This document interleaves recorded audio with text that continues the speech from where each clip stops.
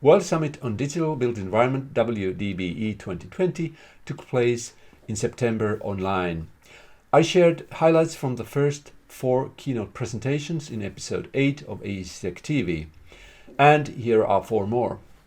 First, Kathrin Dörfler, assistant professor at TU Munich, talks about construction robotics and shares an example of how to build a reinforced concrete wall in a new way.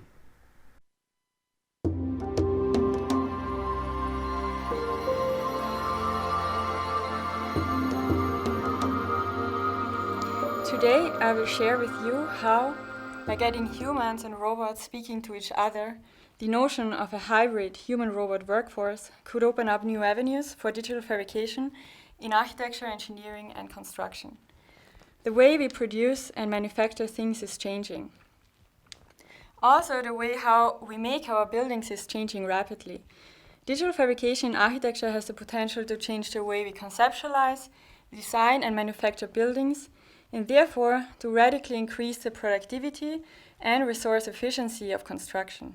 When we deployed the IF on a real construction site in 2018, we had the unique chance to prove that in situ robotic fabrication is not merely a future vision, but it is ready to be applied successfully in a real-world construction project. The robotic in situ process applies a novel construction system for reinforced concrete structures named mesh mold. Mesh mold is a process in which a dense steel rebar mesh is fabricated, which acts as formwork for filling the concrete and as reinforcement after the concrete has hardened. This fabrication technology was specifically chosen to show the full potential of robotic in situ fabrication. It is fully load-bearing, and the process facilitates the construction of geometrically differentiated, structurally informed, and monolithic structures in both a material and labor-efficient way. The in situ process was demonstrated as part of the residential unit DFIB house in the Nest building, in which the bespoke reinforced concrete wall provides the main load-bearing element to carry a cantilevering floor slab and a 2-story timber unit on top. Several generations of robotic end effectors were developed and integrated into the IF that can assemble a freeform rebar mesh through bending, cutting, and welding. This end effector also integrates a complementary vision system, one for the global robot localization and the second one for the local fabrication survey. A custom design tool for the Nest DFAB unit allowed the user to create wall designs that are informed by fabrication-related constraints. It allows the geometry of a wall to be locally undulated to increase the stiffness of the wall, with the goal to produce the most slender geometry possible, given the load conditions of the upper 2 floors. This design tool informs the designer about possible fabrication constraints violated, marked in red, and can finally generate all necessary data for the mobile fabrication. With regards to the mobile fabrication strategy, the mesh is fabricated in vertical layers as opposed to horizontal layers known from 3D printing, such that the mesh expands in the direction of the movement of the robot. With this concept, the final wall design could be fabricated from 8 subsequent robot locations. To enable the mesh to be fabricated accurately, the sensing solution consisted of 2 parts. The first one allowed the robot to be localized by registering April-tag fiducial markers mounted at the wall's foundation. The second one allowed the mesh contour to be registered to compensate locally for 2 main sources of error: the local deflections of the mesh that could occur to inner forces in the mesh during fabrication, and also to inaccuracies in the robot's localization. This allowed the deflection of the mesh contour to be iteratively estimated in the selected layers. To compensate for these deflections, the fabrication data was then adjusted accordingly. The next presenter is Martin Fischer, professor at Stanford University, CIFE, and from his presentation I picked the first part where he talks about the challenges we're facing in today's construction projects.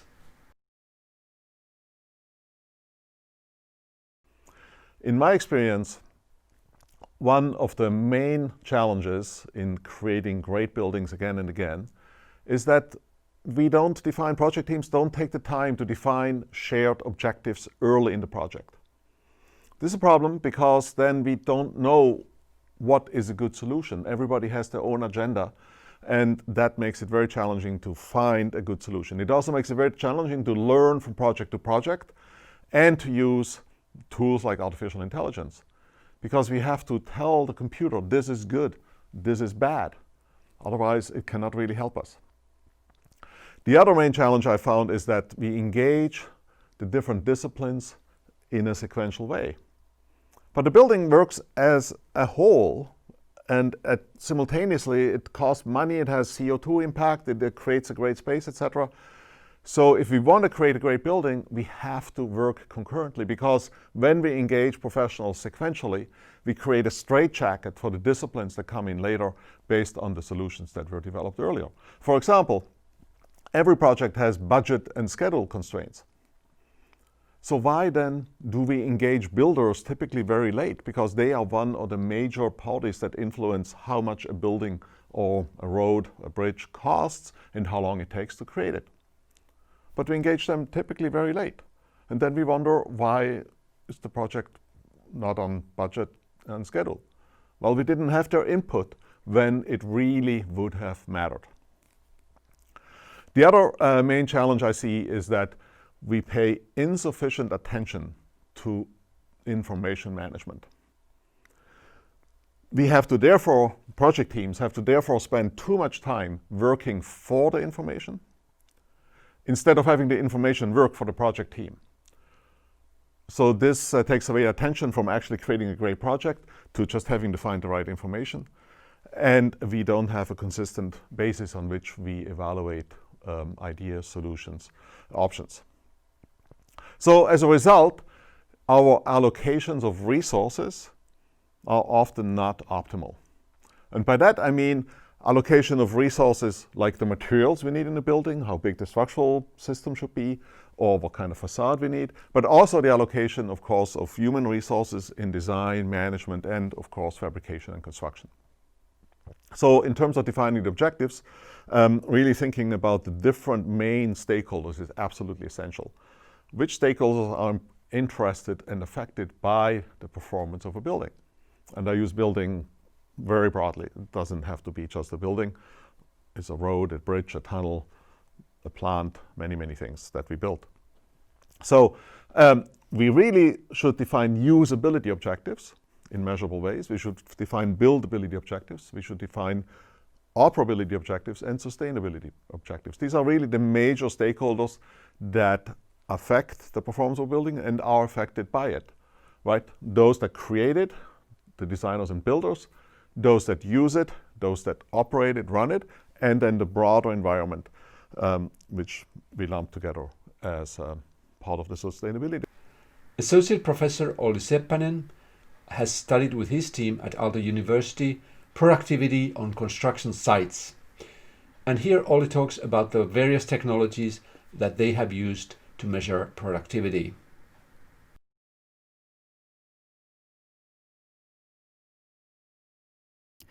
We have done several measurements using multiple different methods, for example, helmet cameras, direct observation by students, indoor positioning systems. We have measured carpenters, plumbers, and electricians, and every single time we measure something, we get a similar result.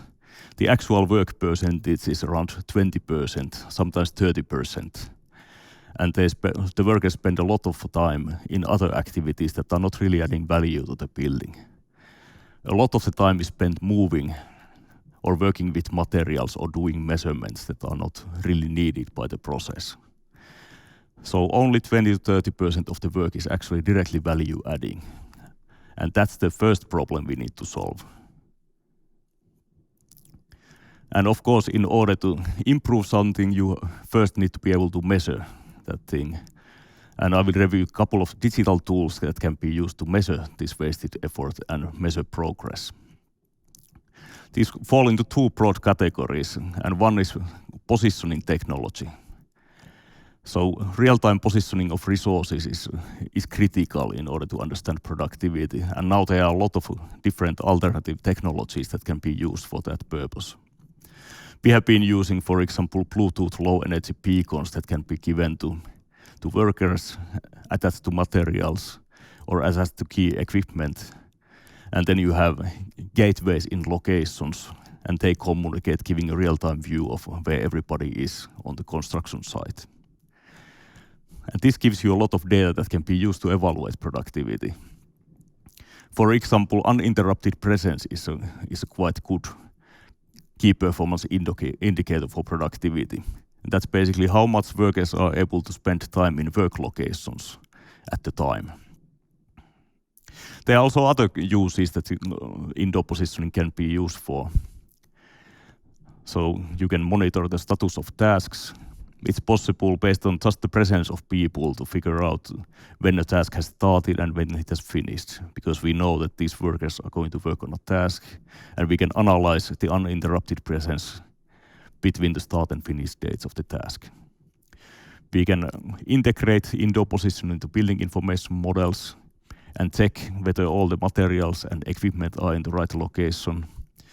Indoor positioning can be used for safety control and for searching resources. So workers have access to an app which allows them to look for their materials, their foreman, the superintendent, or some tools that they need. And this all can be used to decrease wasted effort. So positioning has been used for a long time in terms of GPS, and indoor positioning is now possible and feasible to implement in large scale. And actually here in Finland, it has become mandatory in high-rise buildings for safety reasons. The other technology, which is now getting quite wide attention, is using images to automate progress. So we can have drones flying to capture point clouds of buildings and then measure them to building information models and automatically update them to understand what has been achieved. Many companies use laser scanners for that effect. There are these mobile robots that are coming on market, for example, the Spot from Boston Dynamics. And ultimately, we will be able to do automatic schedule updates based on these. We have also done tests of quality inspections, automatic progress monitoring, and obviously augmented reality. If you capture, for example, with 360 cameras, images of every room every day, it's possible to achieve a digital twin at the end of the process, which shows the conditions, who was doing things, and what they were doing on any given day of the project. That increases accountability and is one key way to increase productivity in construction sites. The technology is already there, so it's a matter of commercial companies starting to implement this thing in commercial solutions and for construction companies to taking things already existing into use. For example, as a research project, just by taking pictures of bathrooms, we were able to detect quite accurately what is the stage of work in each bathroom, achieving quite high percentages. And this didn't need any BIM models, it was just based on scene recognition and ordering these images by knowing what kind of work phases we have in a bathroom. We have also done tests related to crane cameras. There it's quite easy to figure out if the formwork has started, if the rebar is complete, and evaluate formwork and rebar together. And we actually achieved almost 100% accuracy in a test case for this kind of approach.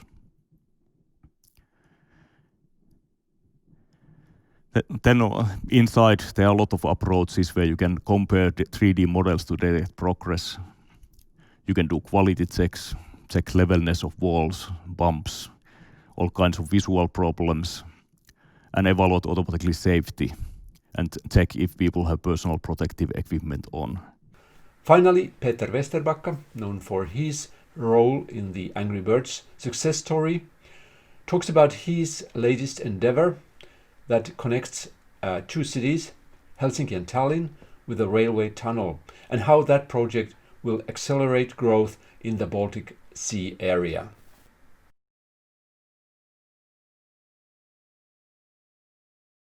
Why are you building a tunnel between these not the biggest cities on the planet, Helsinki and Tallinn? okay, what we are doing here is actually we are creating gravity. And we're creating an environment where we can significantly increase the talent density. So we're now building a 20-minute connection between Helsinki and Tallinn. So we started now this train ride from the airport in Helsinki, and we just hit this Otaniemi-Keilaniemi station. It's right next to Aalto University. University is important for innovation and for feeding the ecosystem.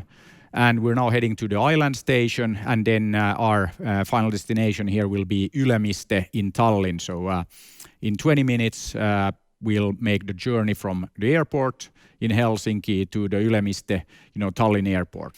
But what this enables us to do is much more interesting. So we're building 4 station areas, and we have designed them to accommodate for 50,000 people living, working, studying in these station areas. And out of the 50,000 people in the station areas, we expect about 20% to be students. So I mentioned this, living, working, and studying in the station areas. So we're also building a university platform, so attracting new international universities to the FinEstBay Area. We're looking at having 150,000 international students on the Finnish side, about 40,000 on the Estonian side.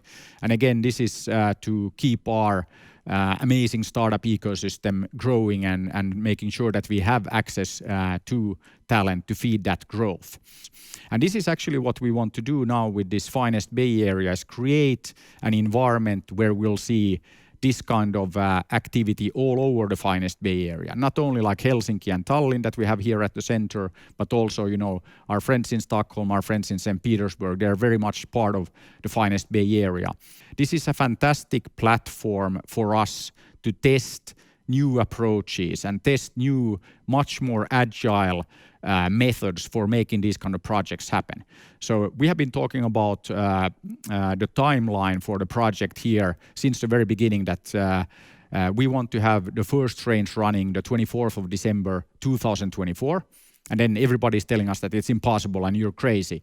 But on the other hand, why wouldn't it be possible? I mean, I think that this is something that, again, we are looking at how to do a lot of things in parallel, how to do a lot of things much more efficiently. I mean, one example here, to create the tunnel itself, it's 103 kilometers of tunnel.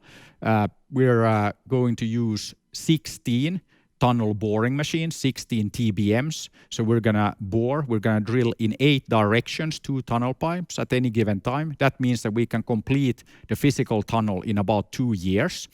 And then, of course, we need to put the station areas in place, for the 50,000 people, and then each, and then get the technology going and integrate everything, and then have trains up and running by the end of 24. And okay, if we have some delays, it's not the end of the world. Then it's okay if we have this 25th of December 25. But the point here is that when you're doing a project like this, it's very important to have time and budget. So our budget, 15 billion euros, and then our target completion date, 24th of December 2024. So by doing this, then you can actually expect this project to be completed on time, actually probably even below budget and ahead of schedule.